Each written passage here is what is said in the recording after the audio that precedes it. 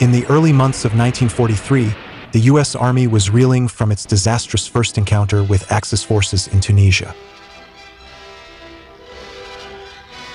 The Battle of Kasserine Pass had been a devastating wake-up call, leaving more than 5,000 American casualties and the Army's reputation in shambles. Skepticism ran high among Allied ranks, with questions swirling about whether the green U.S. troops had what it took to fight against the battle-hardened Germans. Fast forward to March 1943, and the stage was set for redemption. Near the Tunisian town of El Guettar, the U.S. 1st Infantry Division, better known as the Big Red One, prepared for a critical assault on Axis defenses. But the Germans had their own plans. The battle-hardened 10th Panzer Division, armed with powerful tanks and seasoned troops, launched a surprise spoiling attack, threatening to crush the Americans before they could begin their offensive.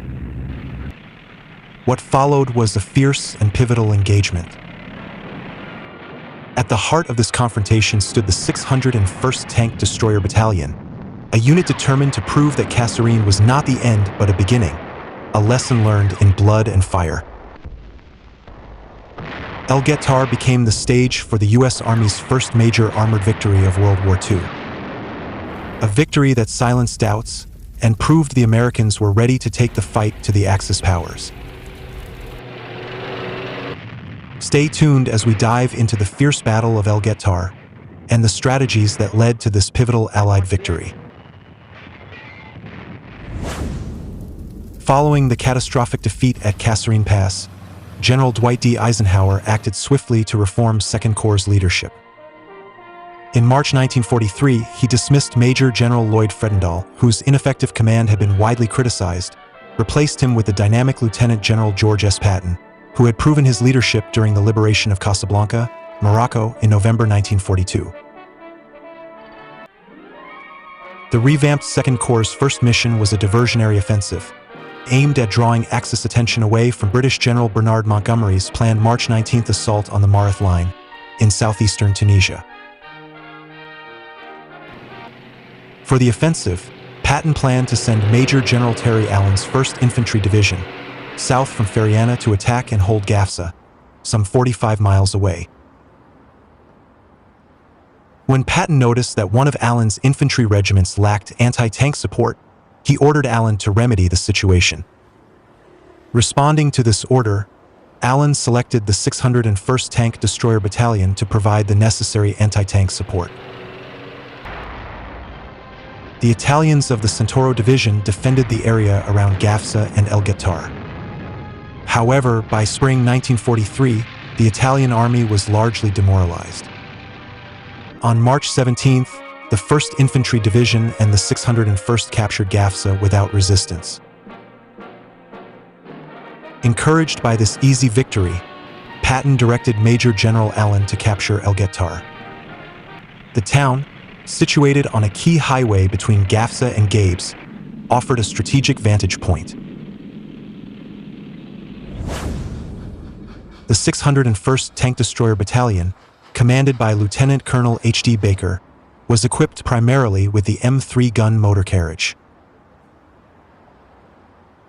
This vehicle, a converted M3 half-track armed with a 75mm French cannon, was originally designed as a temporary solution for training, but saw combat during Operation Torch and beyond. While its gun could penetrate 3 inches of armor at 1,000 yards, the M3's thin armor and open crew compartment left it vulnerable to artillery and flanking fire. Additionally, the 601st had a few M6 GMCs, 3/4-ton trucks mounting outdated 37mm anti-tank guns. These vehicles were lightly armored and ill-suited for frontline combat, often relegated to safer rear positions. By March 23, 1943, the 601st fielded 31 serviceable M3s and 5 M6 out of their original complement, with losses incurred in earlier engagements. Divided into 3 companies A, B, and C, the battalion also included logistical and reconnaissance units to support its operations. The The 601st Tank-Destroyer-Battalion was positioned north of the main road to protect two forward-deployed artillery battalions. Lieutenant Colonel Baker stationed B and C companies in front of the artillery, while Company A took a vantage point on the hillside overlooking the road. Reconnaissance platoons formed a line of outposts ahead of B and C companies, supported by two M3 GMCs and several M6 GMCs. With these positions established, the battalion appeared ready to continue the planned advance. The Germans, however, were prepared and struck first. Recognizing the threat of an Allied advance along Highway 15, they launched a preemptive attack with the 10th Panzer Division.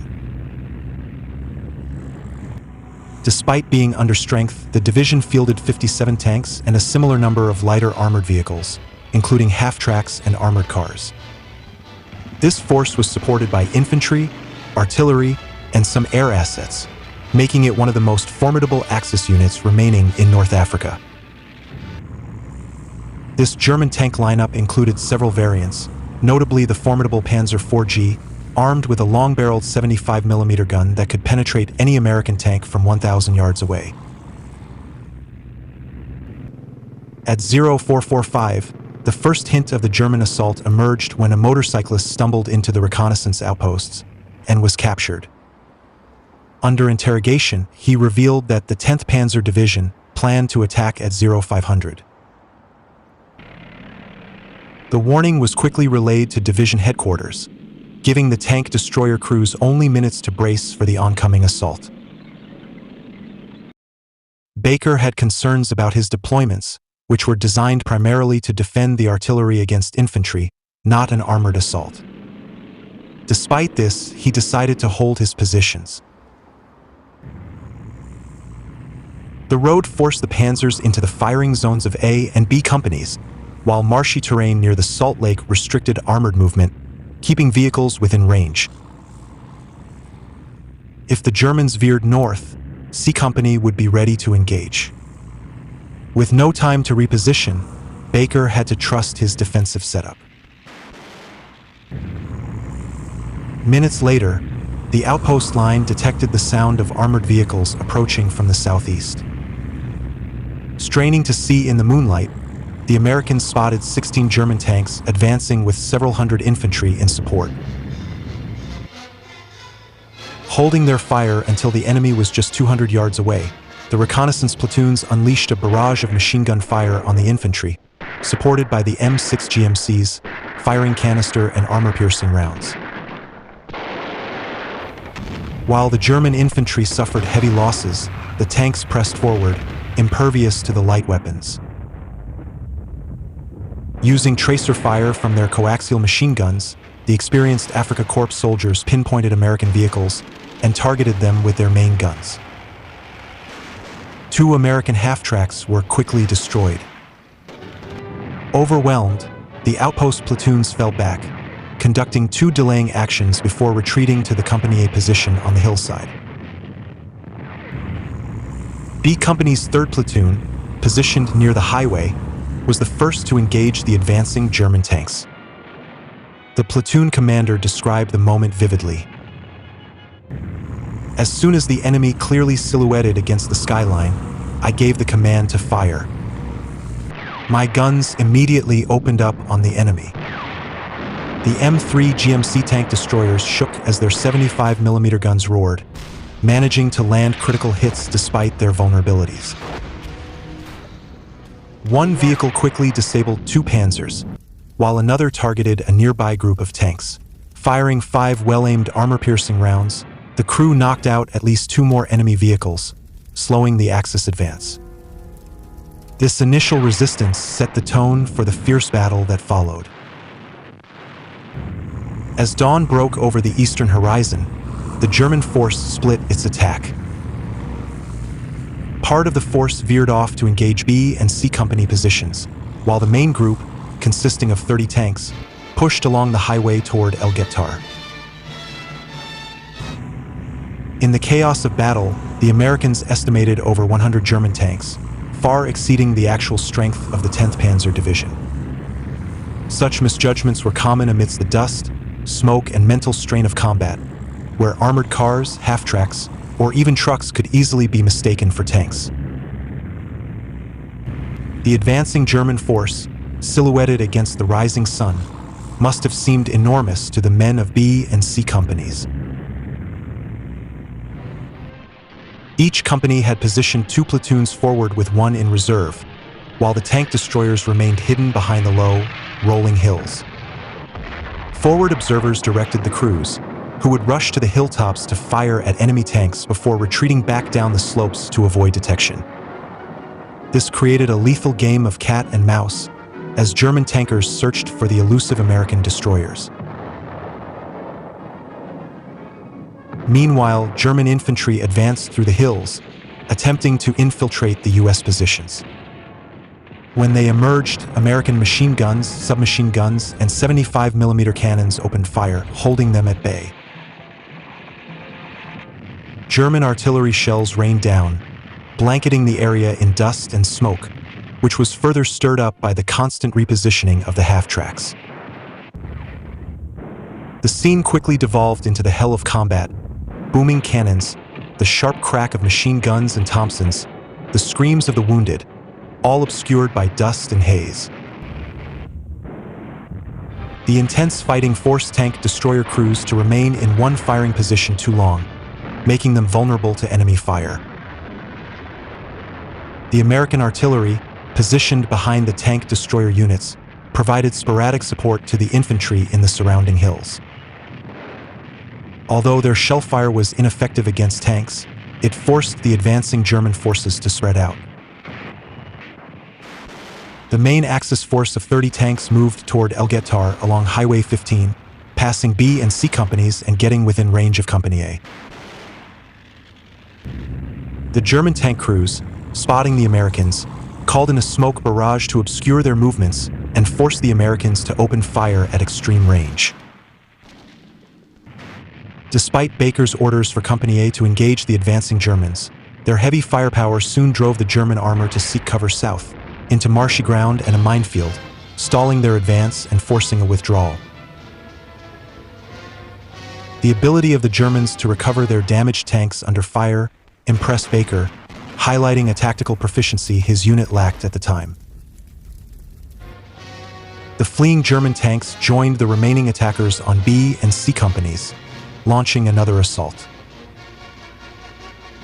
The Americans fought back fiercely, with Staff Sergeant Shima providing continuous 50 caliber machine gun fire against the advancing infantry and tank targets. However, the battle was costly for the Americans as their remaining M3s were progressively hit, depleting their ammunition and forcing a withdrawal to a more defendable position. Captain Sam Carter's account captures the intensity and confusion of the battle at El Guettar. From his elevated position, he witnessed the German forces moving westward through Death Valley, an apt name for the combat zone due to the heavy fighting and high casualties.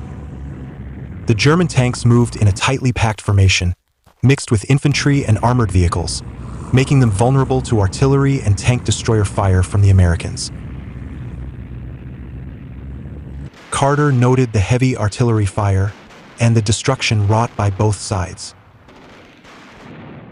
The German tanks ran into a minefield, which significantly slowed their advance and allowed the 601st to inflict heavy losses on them before they eventually withdrew.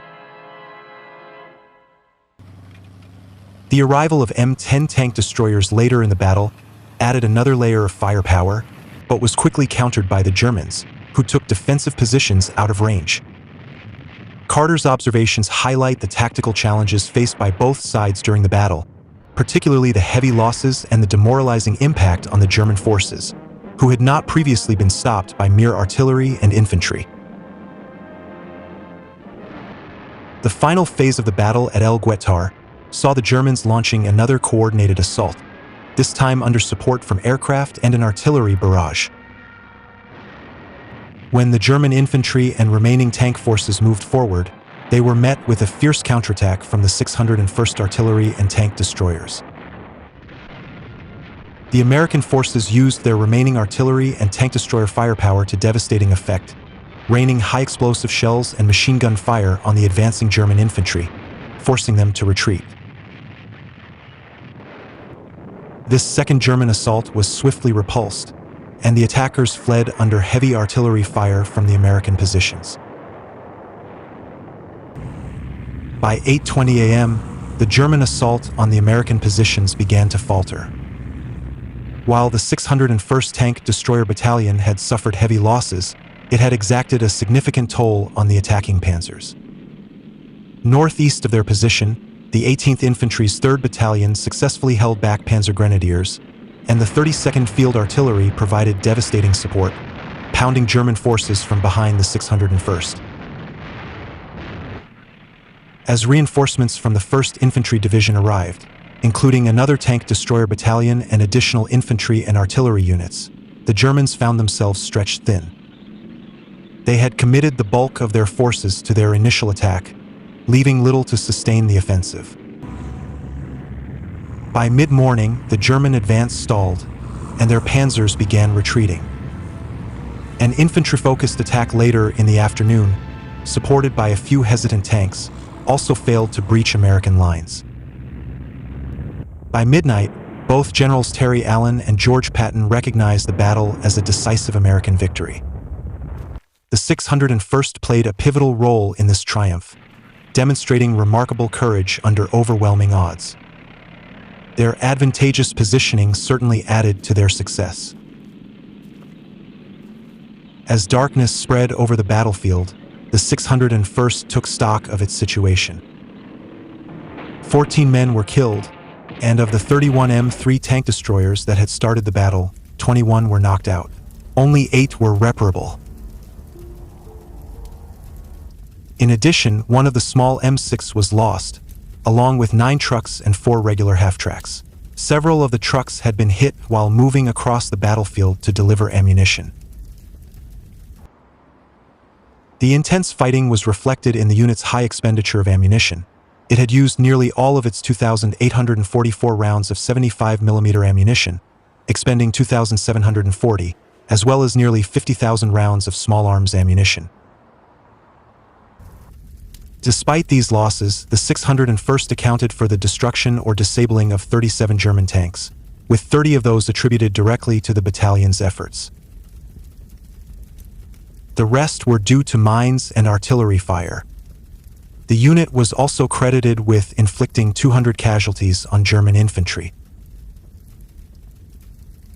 On a chaotic battlefield like that of El Guettar, the exact causes of casualties and destroyed vehicles are not always clear, but there is no doubt about the 601st's significant contributions during the battle. Although losses were sustained and not everything went well, the battalion's stand showed resilience against the Afrika Korps' best efforts.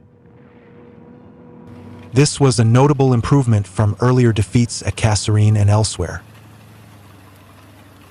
Their efforts were critical in reducing the 10th Panzer Division to just 26 operational tanks, half its strength from the previous day. The U.S. Army had indeed learned from its previous setbacks and displayed newfound resolve. Soon, they would be ready to turn the tide and teach a few lessons of their own.